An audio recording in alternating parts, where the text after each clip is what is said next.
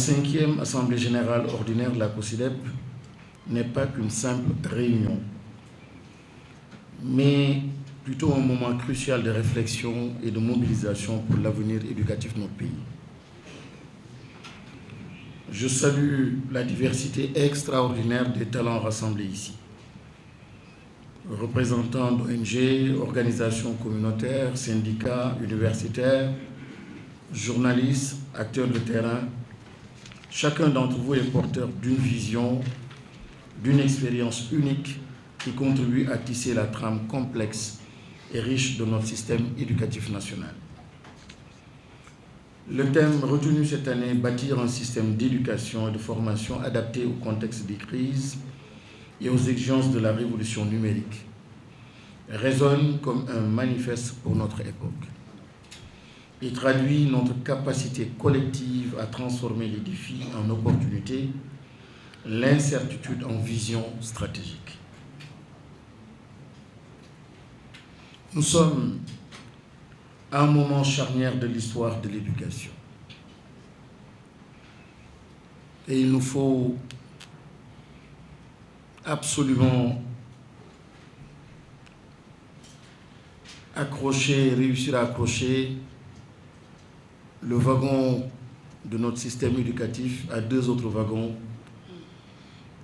le wagon de notre patrimoine, de notre passé, de notre culture, et aussi l'autre wagon, le wagon de nos ambitions, notre avenir dans un contexte marqué justement par le numérique, marqué par une volonté d'équité, de justice sociale. Plus qu'un simple service public, l'éducation est désormais le socle même de notre résilience nationale.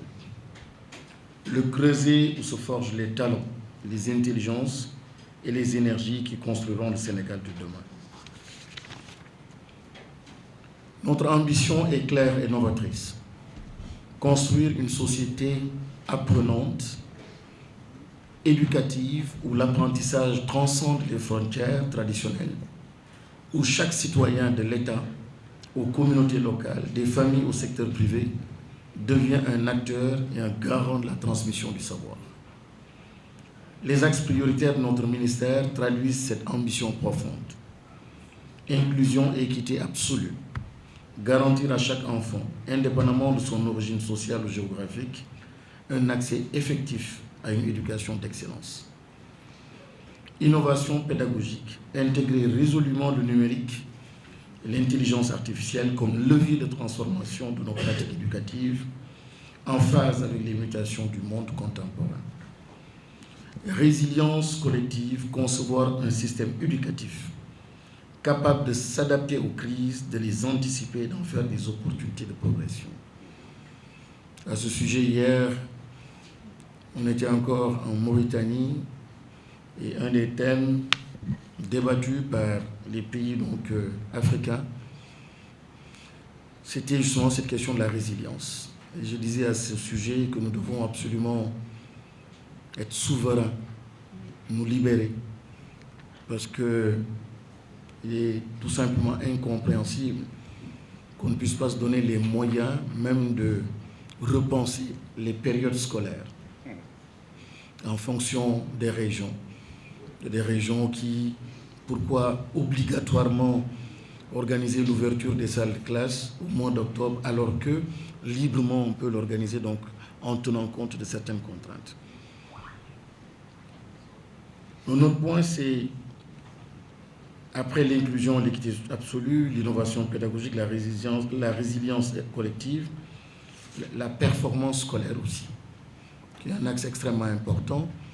Et en parlant de performance scolaire, je pense à ces enseignants, la nécessité de les fortifier, de les accompagner, de les soutenir, mais aussi les conditions, l'environnement d'apprentissage, l'élève, le contenu. Et à ce sujet, très bientôt, nous allons engager la grande réforme curriculaire et qui doit toucher donc plusieurs ponts, plusieurs dimensions de notre système éducatif.